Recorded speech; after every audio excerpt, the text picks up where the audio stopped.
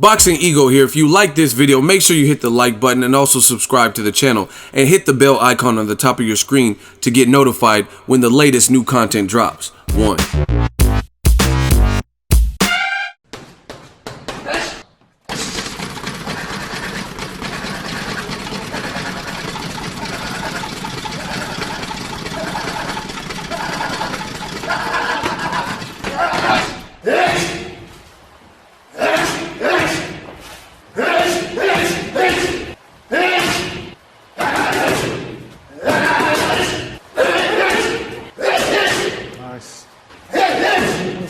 Keep them still.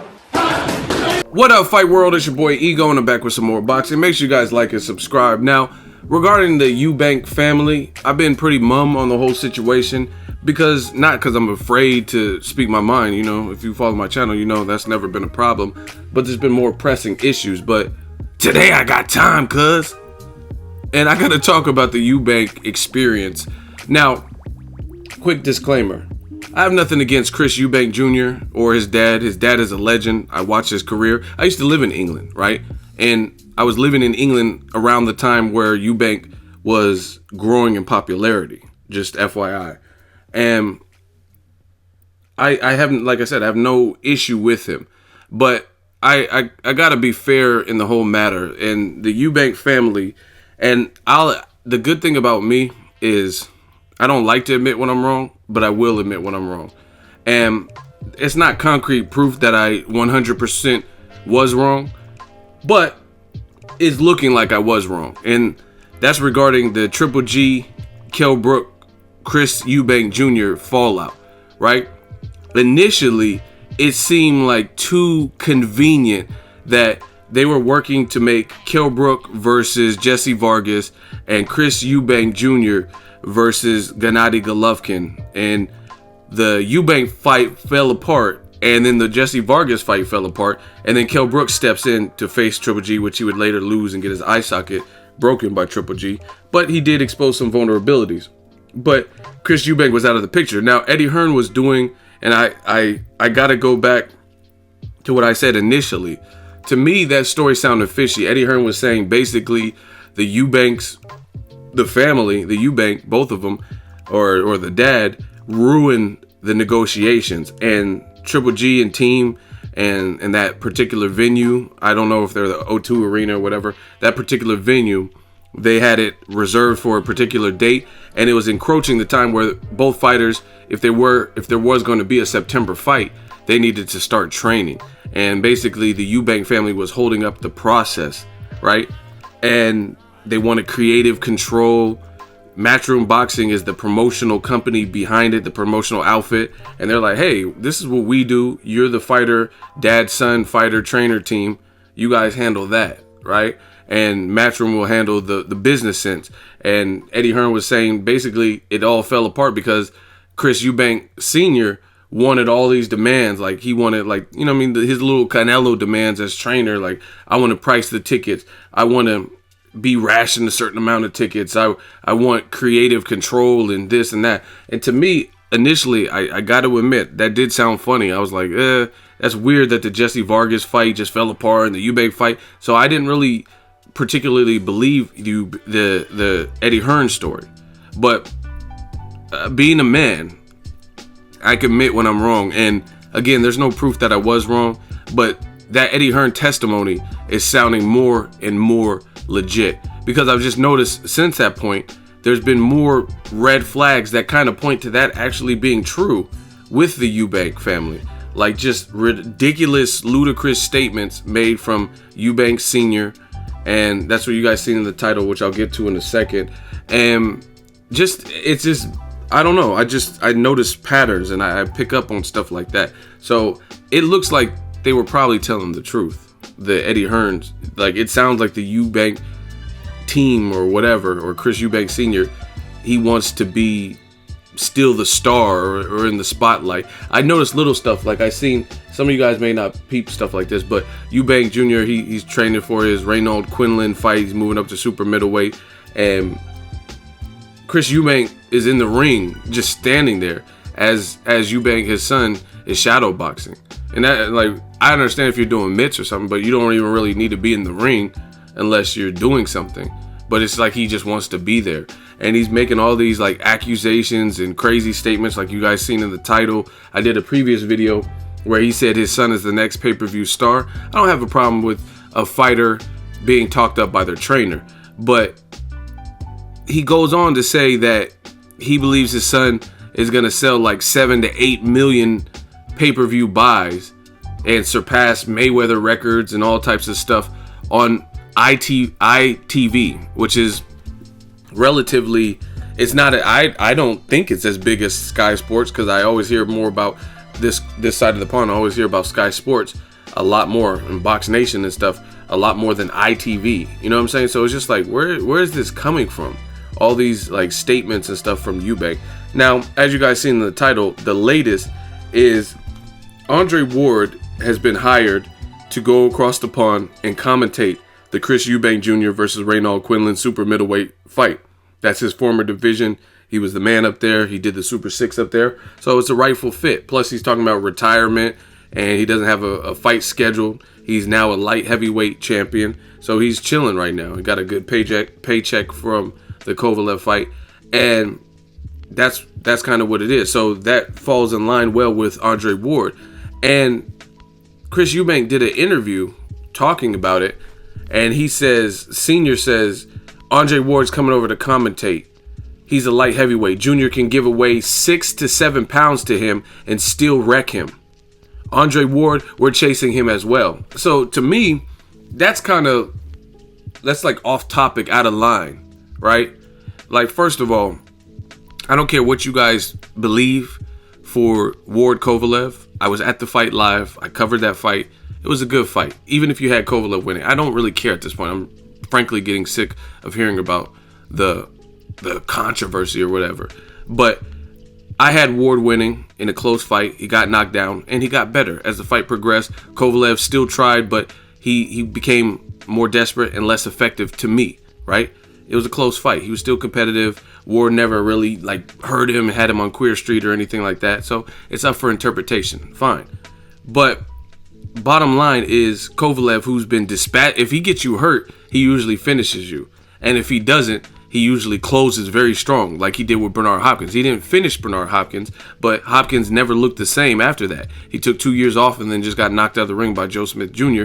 And in that fight, Kovalev knocked Bernard Hopkins down in the first and nearly knocked him out in the 12th, right? Versus Ward.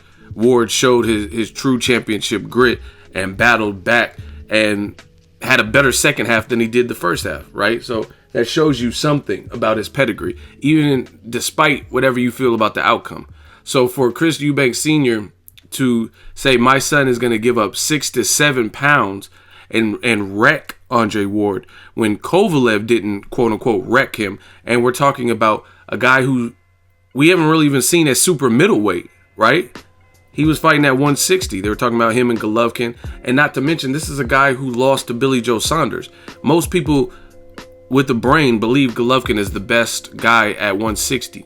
And he's fighting the number 2 guy right now, Danny Jacobs, right?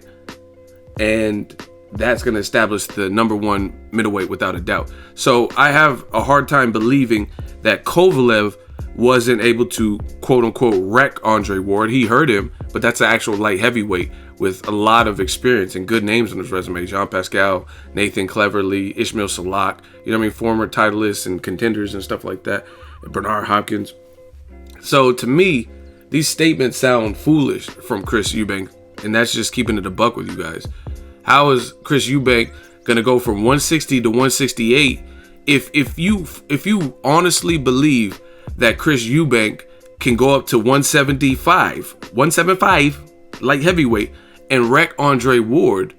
Then why is he fighting Reynold Quinlan, whose claim to fame is knocking out Daniel Gill, who was not even a 168 pounder himself? He's a 160 pounder who got knocked out by Golovkin. The next year, he got knocked out by Miguel Cotto at a catchweight. He lost to Darren Barker, and that's the best name on Reynold Quinlan's resume. So it's for the IBO 168 pound super middleweight champion. But if you could go up past 168 to 175, right? And wreck Andre Ward, who's considered a pound for pound #1 guy. He's a light heavyweight champion. Then why are you fighting Reynold Quinlan at 168? Why not James DeGale? Why not George Groves? You know what I mean? A more solid, proven, sturdy name than Reynold Quinlan.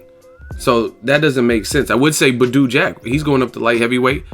Prove it by fighting Badou Jack. He's looking like a beast. Shout out to my man Badou Jack. I just seen him in Las Vegas. He was at the Showtime card that I covered, right?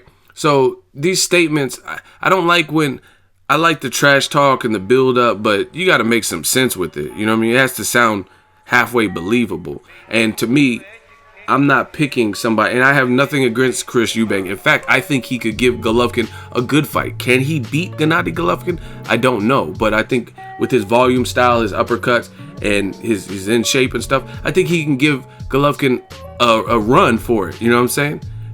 And I have nothing against him, but you gotta, like The Rock said, you gotta know your role, and you have to draw a line in the sand. Besides that, if you're going up to 168, why are you even talking about Ward at 175? Yeah, we're chasing him too.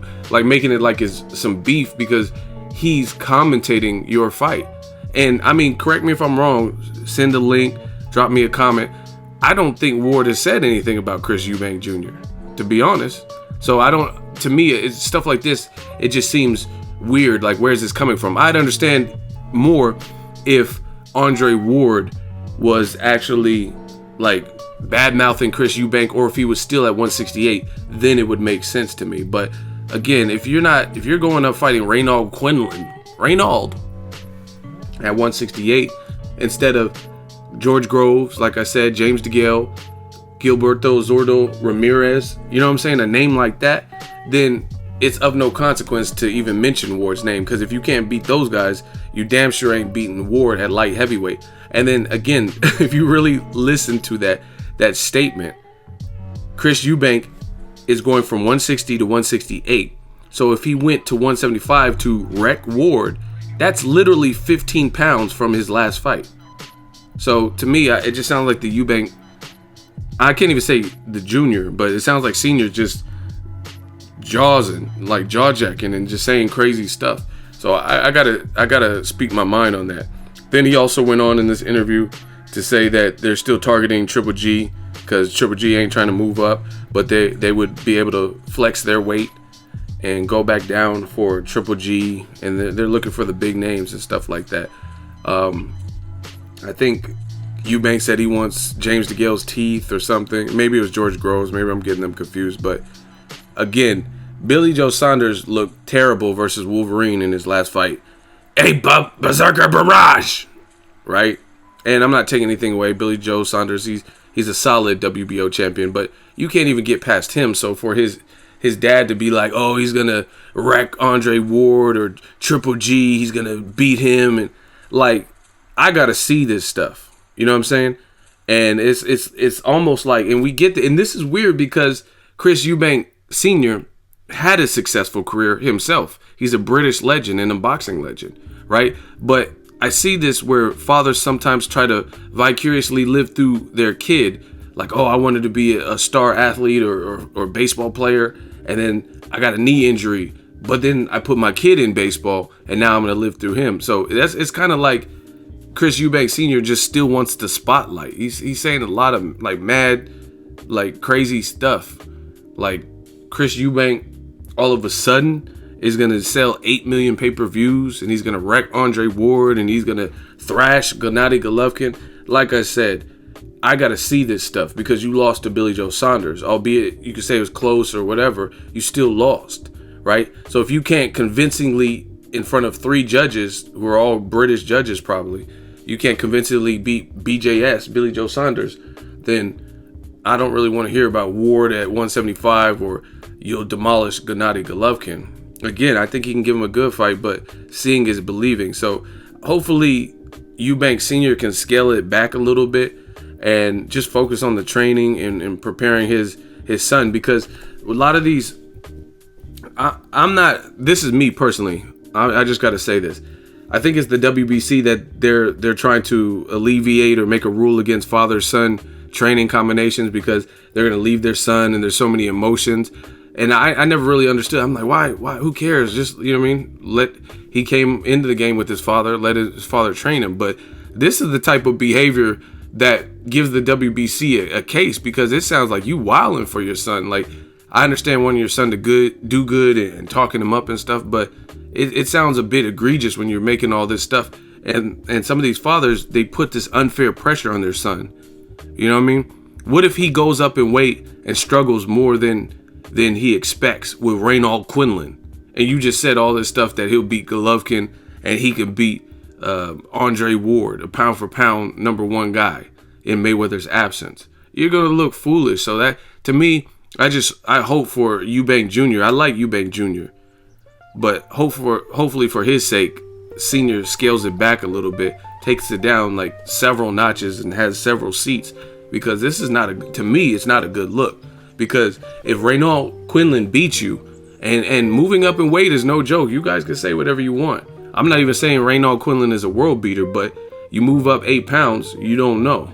You don't know how your power is going to look. Sometimes you put on extra muscle mass and you get tired. Muscles take more oxygen to breathe, and Eubank is in good shape. So, you know what I mean? It depends on his training camp, but all I know is moving up is no joke. So before Eubank Senior says all this like radical comments about 8 million pay-per-views and Ward's getting wrecked, I think he should just kind of focus on the opponent at hand and making sure his son does well and performs well in his first fight at super middleweight, because you shouldn't be talking about DeGale and Groves even if you can't get past Reynold Quinlan, because those guys have way more experience. Let me know what you guys think. Do you agree with Boxing Ego regarding Chris Eubank Sr., or do you think he's doing right by his son, putting this pressure on him? Make sure you like the video. As always, hate, comment, and subscribe. Till next video is Ego signing off. So if you enjoyed this video and want more content like this on the channel, you can show your appreciation by going to the PayPal donate button or the YouTube support button, and you can donate any amount that you feel is equivalent to the value of this video. Much more to come. Thank you guys for your support. Boxing Ego, the future of boxing.